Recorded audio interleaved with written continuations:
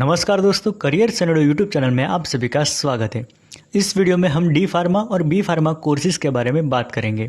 Basically इस video में हम डी फार्मा और बी फार्मा कोर्सेज के बीच में कंपैरिजन करेंगे, जिसमें हम duration, eligibility, fees, job scope और सैलरी जैसे टॉपिक्स के बारे में बात करेंगे और ये भी जानेंगे कि आपको दोनों में से कौन सा कोर्स करना चाहिए, क्योंकि काफ़ी सारे लोगों के सवाल आते रहते हैं कि सर हम कौन सा कोर्स करें, हमारे लिए कौन सा कोर्स बेटर रहेगा। तो इस वीडियो में हम डी फार्मा और बी फार्मा दोनों कोर्सेज के बारे में विस्तार से जानेंगे और आपको कौन सा कोर्स करना चाहिए उसके बारे में भी बात करेंगे। वैसे मैंने D pharma and B pharma दोनों कोर्सेज के ऊपर सेपरेट वीडियोस बनाए हुए हैं। आपने अभी तक वो वीडियोस नहीं देखे तो ऊपर आई बटन पर क्लिक करके देख सकते हैं और नीचे डिस्क्रिप्शन में भी मैंने उस वीडियो की लिंक दे दी है, तो वहाँ से भी आप वो वीडियोस देख सकते हैं।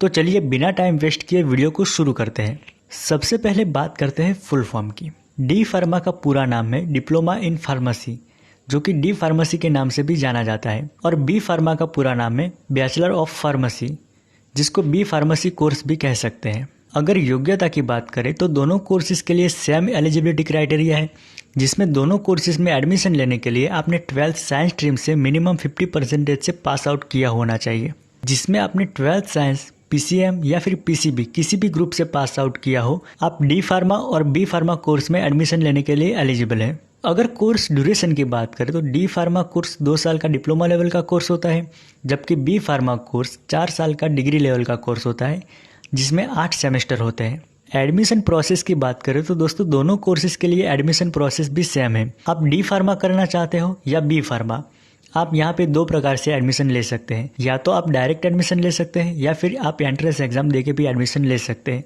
जनरली स्टूडेंट्स डायरेक्ट एडमिशन लेते हैं, लेकिन अगर आप एंट्रेंस एग्जाम देके एडमिशन लेना चाहते हैं तो फ्रेंड्स इसके लिए कोई एक एंट्रेंस एग्जाम नहीं है। कई सारे स्टेट गवर्नमेंट और इंस्टीट्यूट के अपने एंट्रेंस एग्जाम होते हैं, जैसे कि KCET यानी कर्नाटका कॉमन एंट्रेंस टेस्ट, जो कि कर्नाटक स्टेट के लिए एंट्रेंस एग्जाम है।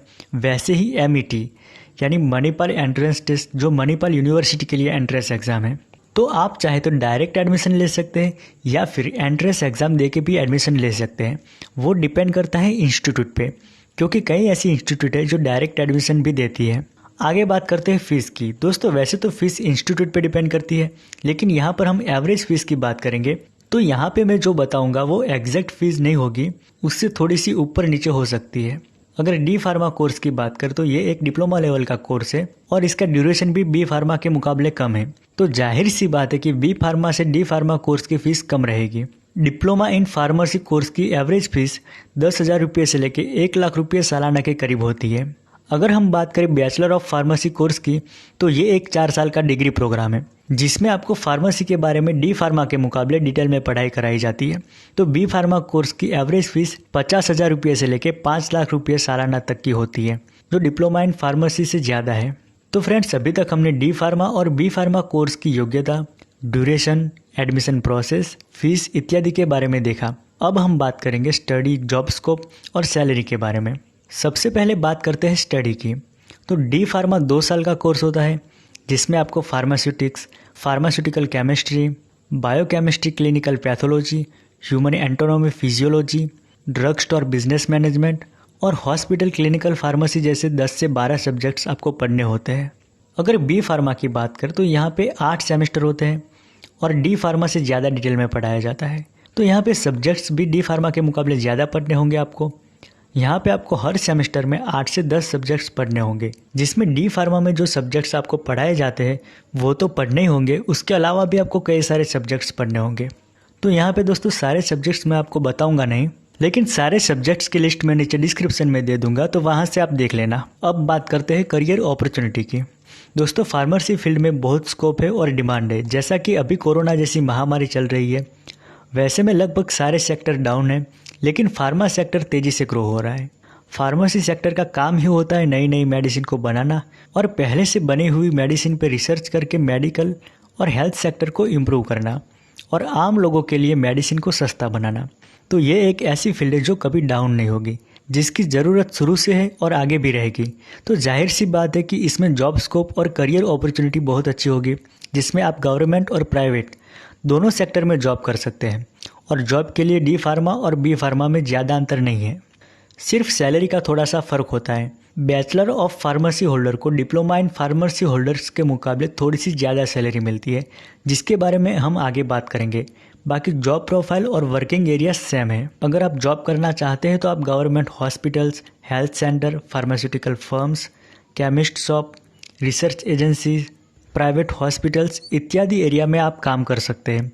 जिसमें अगर पोस्ट की बात करें तो आप pharmacist, scientific officer, quality analyst, production executive, medical representative, drug inspector और इत्यादि ऐसी कई सारी पोस्टें जिस पे आप जॉब कर सकते हैं। दोस्तों अब बात करते हैं सैलरी के बारे में।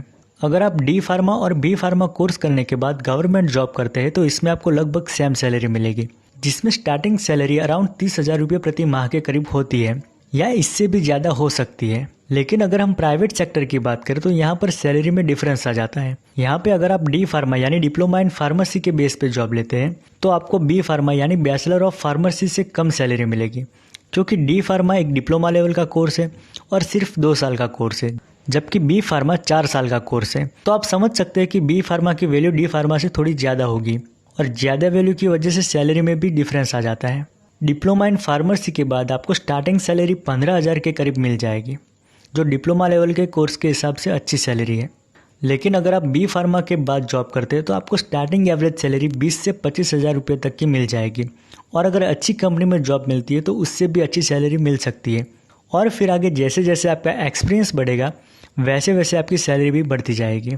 और अगर आप जॉब नहीं करना चाहते और ख़ुद का बिजनेस करना चाहते हैं तो भी आप कर सकते हैं, जिसमें आप खुद का मेडिकल स्टोर भी शुरू कर सकते हैं। अब बात करते हैं फर्दर स्टडी की। अगर आपको शुरुआत में अच्छी पोस्ट और ज़्यादा सैलरी चाहिए तो आपको आगे और पढ़ाई करनी पड़ेगी, या फिर आप खुद से आगे इस फील्ड में पढ़ाई करना चाहते हैं तो आगे आप पढ़ाई कर सकते हैं। डी फार्मा के बाद आप बी फार्मा में एडमिशन ले सकते हैं, जिसमें आपको सीधा सेकंड ईयर में एडमिशन मिल जाएगा। और बी फार्मा के बाद आप आगे पोस्ट ग्रेजुएट में एम फार्म यानी मास्टर ऑफ फार्मेसी के लिए भी जा सकते हैं। तो फ्रेंड्स, इस वीडियो में हमने बी फार्मा और डी फार्मा कोर्सेज़ के बारे में जाना, दोनों के बीच में डिफरेंस क्या है वो भी जाना।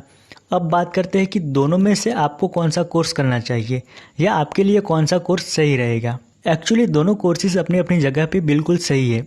अगर आपके पास पैसा कम है या फिर वक्त कम है, कम वक्त में आपको जल्दी से जल्दी जॉब पे लगना है, तो आपके लिए डी फार्मा बेस्ट रहेगा, क्योंकि वो सिर्फ 2 साल का कोर्स होता है। और अगर आपको एक बैचलर डिग्री चाहिए, आपके पास वक्त भी है, तो मेरी राय यह है कि आप बैचलर ऑफ फार्मेसी यानी बी फार्मा कोर्स के लिए जाएं। आपके लिए वो बेस्ट रहेगा। तो आपको समझ में आ गया होगा कि आपके लिए बेस्ट कोर्स कौन सा है। तो फ्रेंड्स, उम्मीद करता हूँ कि ये वीडियो आपको पसंद आए। अगर करियर को लेकर किसी भी प्रकार का प्रश्न है तो आप हमें नीचे कमेंट बॉक्स में पूछ सकते हैं, या फिर मेरा जीमेल आईडी जिसकी लिंक मैंने नीचे डिस्क्रिप्शन में दे दी है वहाँ से भी पूछ सकते हैं। मैं हो सके उतना जल्दी से आपको जवाब देने की कोशिश करूँगा। और हाँ, इसी प्रकार से एजुकेशनल और करियर से रिलेटेड वीडियोस रेगुलर देखना चाहते हैं तो आप हमारे चैनल करियर सैंडो को सब्सक्राइब कीजिए और पास में दिए गए बेल आइकन को प्रेस कीजिए। धन्यवाद।